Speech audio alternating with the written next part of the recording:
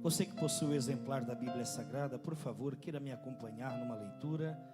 Eu gostaria de convidá-los então para abrir em 1 Samuel, capítulo de número 13, versículo 19 a seguir. Palavra que Deus colocou ao meu coração nessa madrugada para compartilhar com vocês. Tenho por certo que Deus vai falar contigo, comigo, com todos nós, e nós seremos edificados. Louvar a Deus pela vida do pastor Ezequiel Alves, nosso amigo. Deus abençoe, pastor Ezequiel. Prazer sempre estar junto. Todos os demais amigos, os nossos irmãos lá de mineração. Fizeram uma caravana grande, temos obreiros, auxiliares, jovens, bastante gente aí cooperando. Que Deus abençoe os nossos irmãos. Todos acharam 1 Samuel capítulo de número 13, versículo 19. 1 Samuel, capítulo de número 13, versículo de número 19, que diz assim a palavra de Deus: Ora, em toda a terra de Israel, nenhum ferreiro se achava, porque os filisteus tinham dito, para que os hebreus não façam espada nem lança, pelo que todo Israel tinha que descer aos filisteus para amolar a relha do seu arado, e a sua enxada e o seu machado, e a sua foice.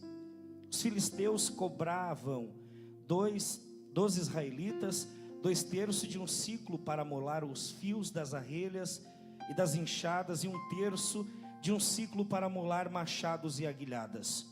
Sucedeu que no dia da peleja não se achou nem espada nem lança na mão de nenhum do povo que estava com Saul e com Jonatas. Porém, se acharam com Saul e com Jonatas, o seu filho. Amém? Você que tem o seu assento, por gentileza, fique à vontade, tome o seu lugar. Louvado seja Deus. Nós viemos ali da cidade de Criciúma, onde nós estávamos ministrando a palavra de Deus. Criciúma não, perdão, da cidade de Araranguá. Estávamos ministrando ali e viemos às pressas para poder chegar a tempo para cooperar aqui com o Max. Max, eu tenho uma dívida de gratidão com ele, né? Sempre que eu preciso, e ele pode, é claro, ele está ali para nos atender, e sempre que vai, ele é um canal de bênção ali para a igreja. Deus abençoe, Max. Eu sei que a tua vida não tem sido uma bênção apenas para a madrugada, mas a tua vida tem sido uma bênção também por onde você tem passado para pregar a palavra de Deus. E ali na mineração não é diferente, né? Tem passado e tem sido um canal de bênção para nós, sempre que vai ali. O evangelista Adilson também esteve ali, foi um canal de bênção, e nós louvamos a Deus por esta comunhão. Queridos irmãos, nós fizemos uma leitura aqui nessa noite, e este texto ele fala a respeito de um tempo, ou de uma época em que o povo de Israel estava vivendo uma das suas piores crises.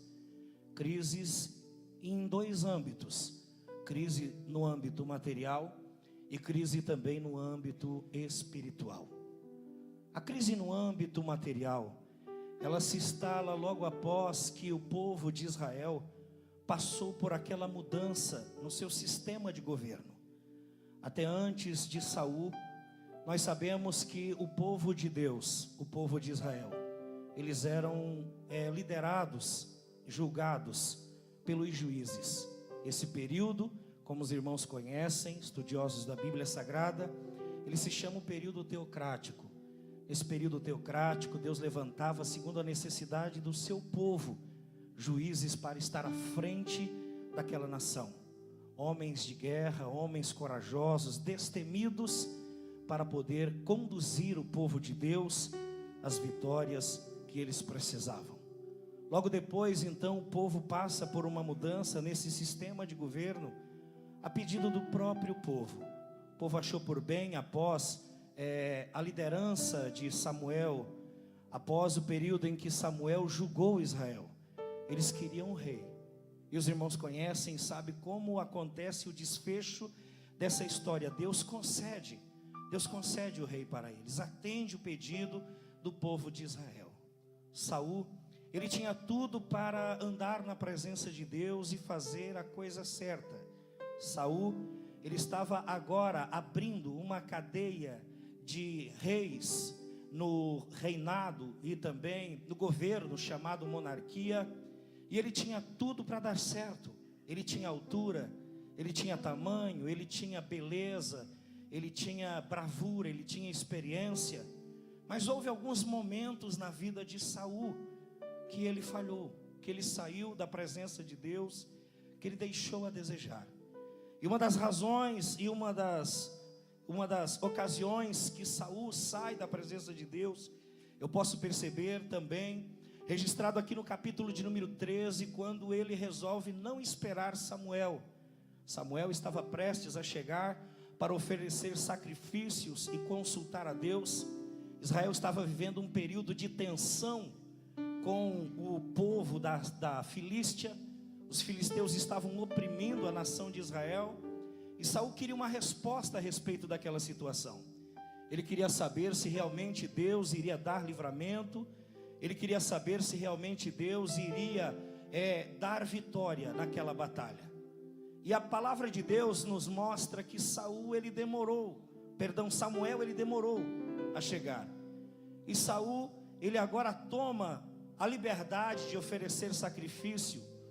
E isso desagradou a Deus, porque realmente o oferecer sacrifício cabia unicamente, exclusivamente ao sacerdote. Por conta disso e outros erros que ele cometeu, Deus desagradou-se de Saul e permitiu que a crise apertasse ainda mais o povo de Israel e também o seu rei. A palavra de Deus, ela vai nos contar no decorrer dessa história que os filisteus oprimiram tanto a nação de Israel, que o povo de Israel estava agora sem armas para lutar e sem ferramentas para trabalhar. No meio do povo de Israel existia uma equipe de homens que era responsável na confecção dessas ferramentas. Eles eram conhecidos como os ferreiros.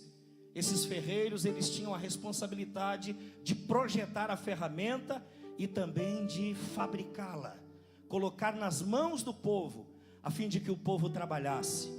Esses ferreiros não tinham a responsabilidade apenas de confeccionar a ferramenta para que o povo trabalhasse, mas eles também confeccionavam armas para que numa possível guerra eles pudessem ter armamentos para poder se defender.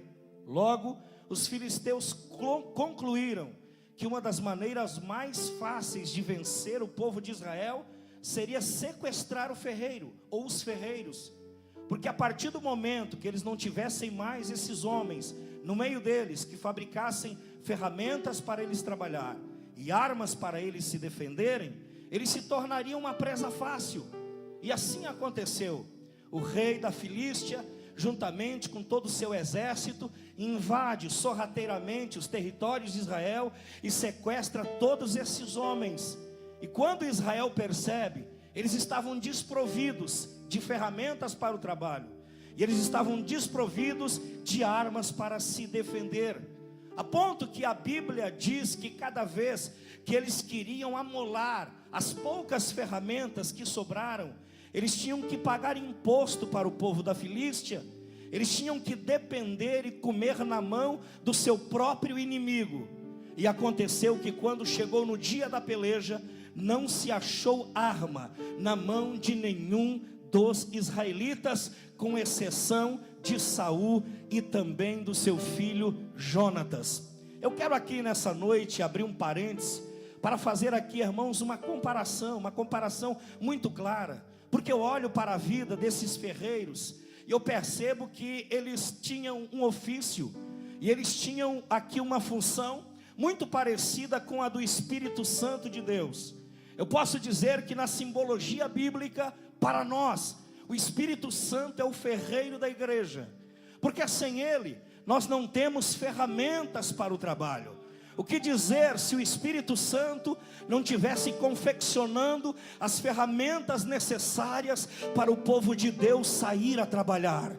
O que dizer se o Espírito Santo não tivesse projetando a ferramenta ideal para colocar na tua mão, a fim de que você desenvolva o seu ministério? Eu quero dizer uma coisa e uma verdade para você jovem que chegou aqui nessa noite. Se você quer ter sucesso no teu trabalho, não te esqueça que existe um ferreiro chamado Espírito Santo de Deus, que está confeccionando as melhores e maiores ferramentas para colocar na mão desta geração. E ele está precisando de trabalhadores que queiram realmente trabalhar. Lá no arsenal de Deus, este ferreiro tem inúmeras ferramentas preparadas para colocar nas tuas mãos. E se você quiser trabalhar, meu irmão, você vê o lugar certo, porque aqui nesta madrugada o ferreiro vai munir a tua mão com a ferramenta ideal para você desenvolver o ministério que Deus colocou na tua vida, diz o Senhor. E este ferreiro, ele é tão especial que além de fabricar as ferramentas que nós precisamos, ele também afia, ele cuida do fio da ferramenta. E quando os ferreiros de Israel foram sequestrados, os israelitas tinham que descer até os mesmos que agora estavam nos termos da Filístia para poder afiar a sua ferramenta. Irmãos, duas verdades eu quero te dizer nessa madrugada. Primeiro, não permita que esse ferreiro venha se ausentar por um minuto sequer da tua vida, porque se um dia ele se ausentar da tua vida, esquece, você não terá ferramenta para o trabalho. E ainda que você tenha ferramenta, me desculpe a minha sinceridade, ela vai chegar um momento que vai perder o fio, você vai precisar afiar ela, e só quem tem a experiência, e só quem tem o conhecimento, e só quem tem a habilidade para afiar essa ferramenta é Ele, é Ele, é Ele, é Ele. Ele te trouxe aqui hoje porque Ele quer afiar a tua ferramenta. Estamos vivendo numa época, irmãos, de pessoas que estão trabalhando com ferramenta frouxa e sem fio. E nós percebemos este quadro na vida daquele moço nos dias do profeta Eliseu. Eles foram cortar madeira para construir um templo maior. Ele chega para Eliseu: Eliseu, homem de Deus, o espaço que está diante de ti, ao qual nós frequentamos, está pequeno, e nós queremos ter o nosso espaço maior. Duas coisas lindas que este moço mostra aqui, Max. Primeiro, ele mostra a atitude de trabalho. Quem quer ter espaço tem que trabalhar, meu irmão. Não pensa você que espaço se ganha, não pensa você que espaço se compra, não pensa você que espaço se negocia, espaço se constrói. E esse moço estava no caminho certo. Eu quero ter o meu espaço, mas eu sei que para construir o meu espaço eu preciso pegar a minha ferramenta e fazer a minha parte. Você quer fazer a tua parte, meu irmão, para construir o teu espaço? E vivemos uma época que todo mundo quer ter o seu espaço, mas poucos querem construí-lo.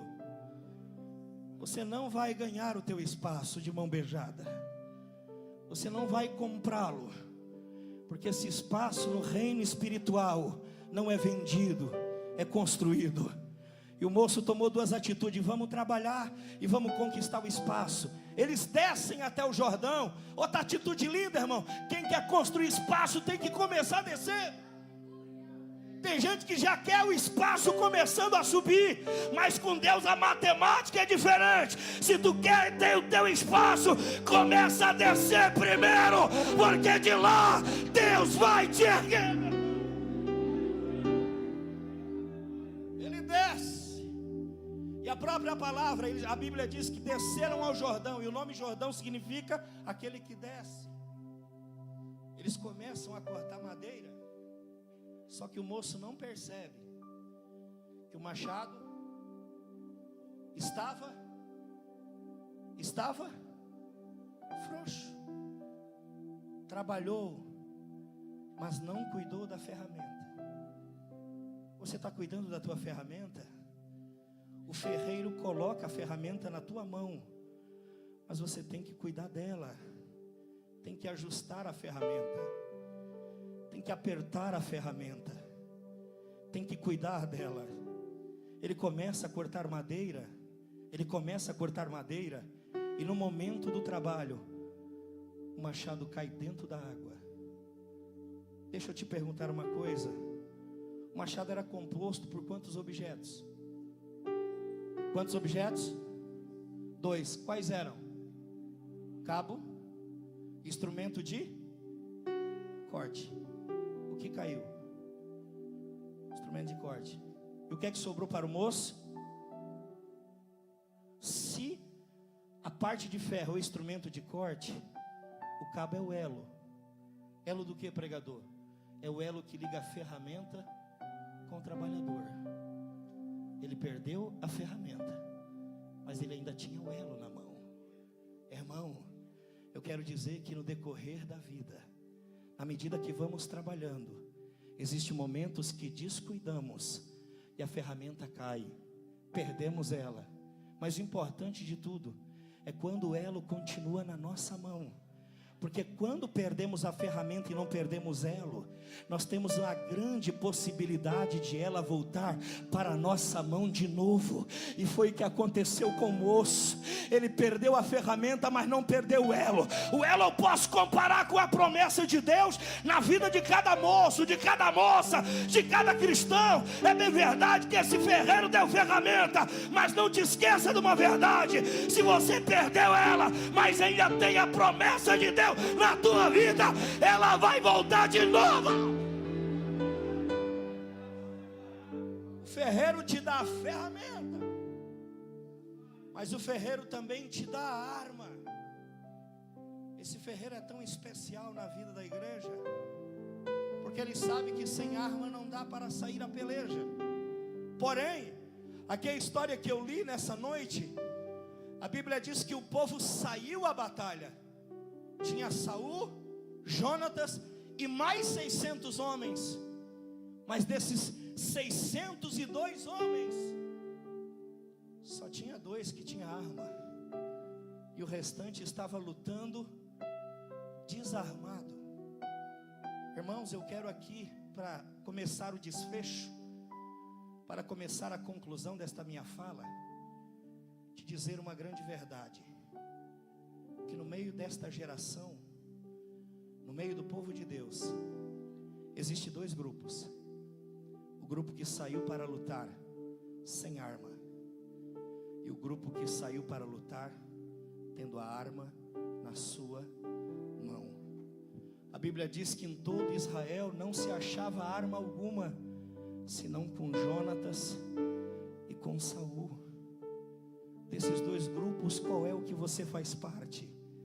Você faz parte do grupo que está saindo para lutar sem armas? Se você chegou aqui nesta madrugada com Deus desarmado, fique sabendo que aqui, irmão, Deus preparou um arsenal para esta juventude.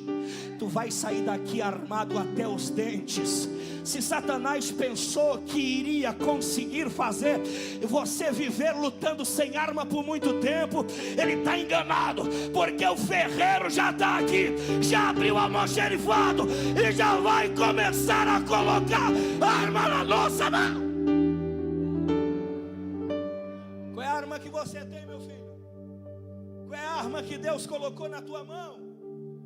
Eu sei qual Ele colocou nas minhas. Você sabe qual Ele colocou nas suas. Uma coisa é certa: Deus nunca vai pegar o soldado e vai mandá-lo para a frente da batalha sem arma, nem que for uma funda e 5 pedras. Mas Deus nunca vai mandar o guerreiro sem arma na mão,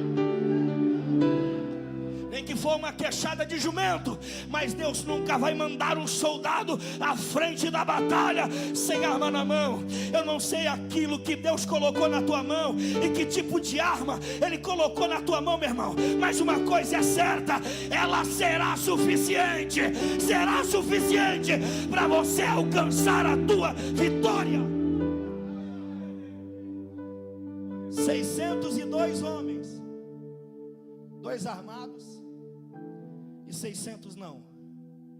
O que tu me diz? Avançamos ou retrocedemos? Saul para analisar.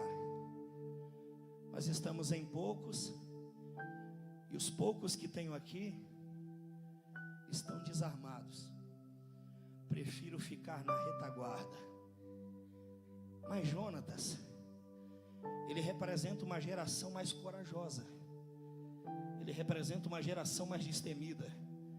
Ele disse assim: só está eu e o meu pajem de arma, mas eu vou lutar, eu vou em frente, eu vou à batalha, eu vou atravessar a guarnição, eu vou chegar do outro lado. E quando chegar no arraial dos filisteus, o pau vai quebrar.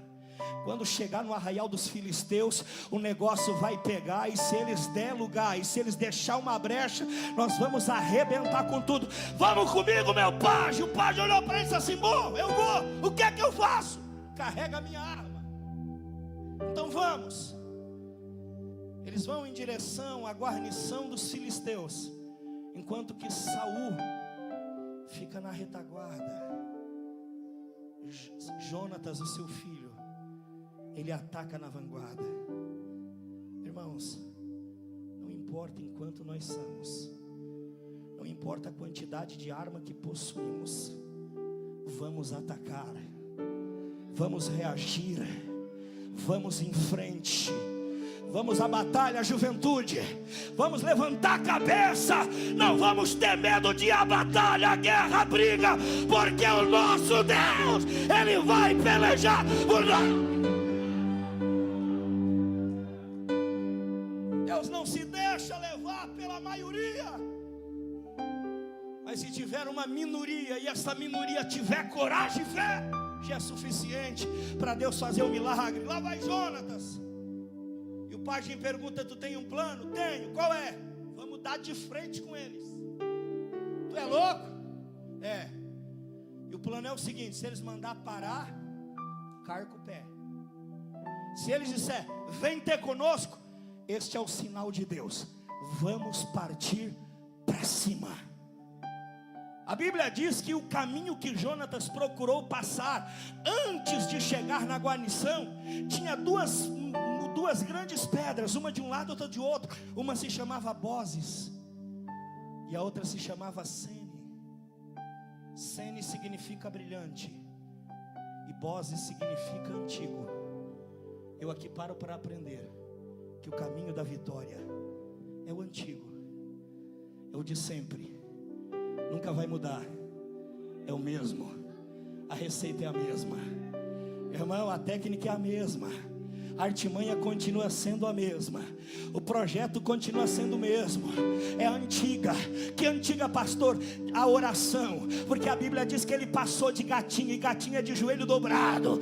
É o caminho da vitória esse, irmão, é o antigo, é o da oração, jovem. Não vai mudar, não vai ter outro. Deus não vai mudar o plano, vai continuar o mesmo. Se tu dobrar o joelho, a tua vitória vai ser brilhante. A tua vitória será brilhante, diz o Senhor.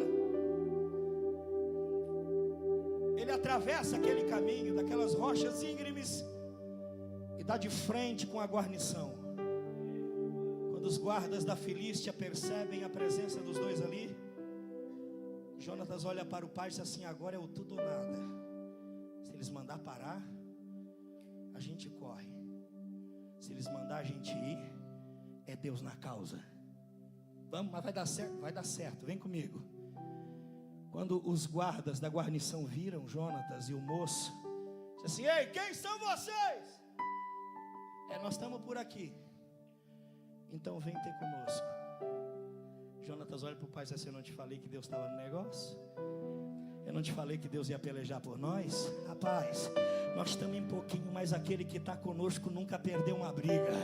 A gente pode até estar na minoria, mas essa minoria na mão de Deus fará a diferença e vai abater uma multidão. Vamos lá, porque este é o sinal de Deus.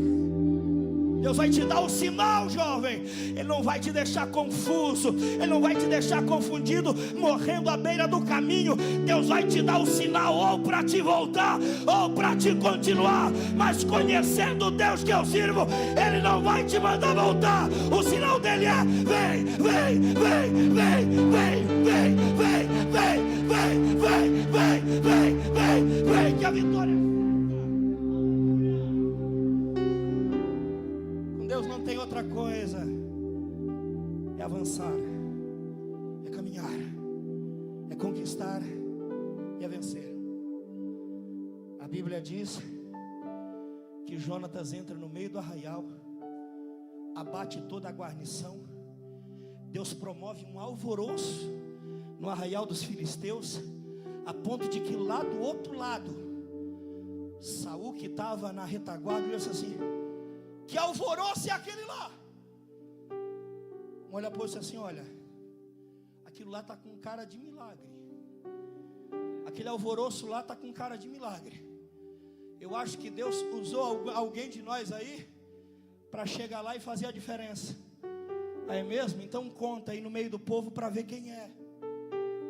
Acharam todos, de menos dois. Os dois escolhidos, os dois que resolveram lutar. Esses dois, você nunca vai achá-los na fileira do covarde. Você nunca vai achar na fileira dos medrosos. Você nunca vai achar alistado no exército daqueles que têm medo. Esses dois vão se destacar pela coragem que possui. Não tem medo de perder a cabeça, de perder a vida, mas entra no arraial do inimigo a fim de conquistar a vitória, o milagre e a bênção para o seu povo. Para encerrar minha fala, que eu falei para o Marcos que ia parar 1h25. Se coloca de pé. Posso, Max? Posso, pastor Levi?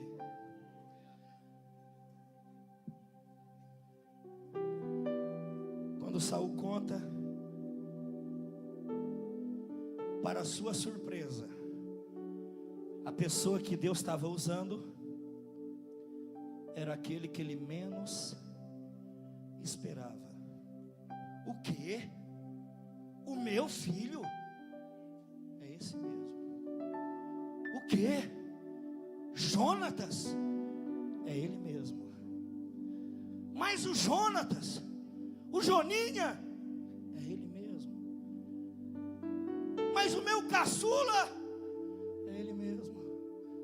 Mas o meu primogênito, é ele que está lá, é ele que está lá, pela conta, é o que está faltando aqui, é justamente esse que tu não esperava, é que Deus vai levantar, é que Deus vai usar, é que Deus vai tomar na sua mão, nesta última hora. E às vezes a gente fica tentando entender Deus, irmão. Às vezes a gente fica tentando desenhar um quadro e querendo manipular Deus, dizendo: Deus, é esse que tu tem que levantar. Não vai ser. Deus, é aquela lá que tu tem que usar. Não vai ser. Aqui quem determina a escolha não somos nós. Aqui quem determina a escolha é Ele. Assim como Jonatas foi o moço que Saul menos esperava, mas que Deus usou para conquistar aquela vitória sobre os filisteus. Deus manda te dizer nessa noite: é você. Vira para o teu irmão agora e diga assim: ó, ninguém esperava, mas é você. Profetiza aí: ninguém imaginava, mas é você. É você, é nós, é isso mesmo.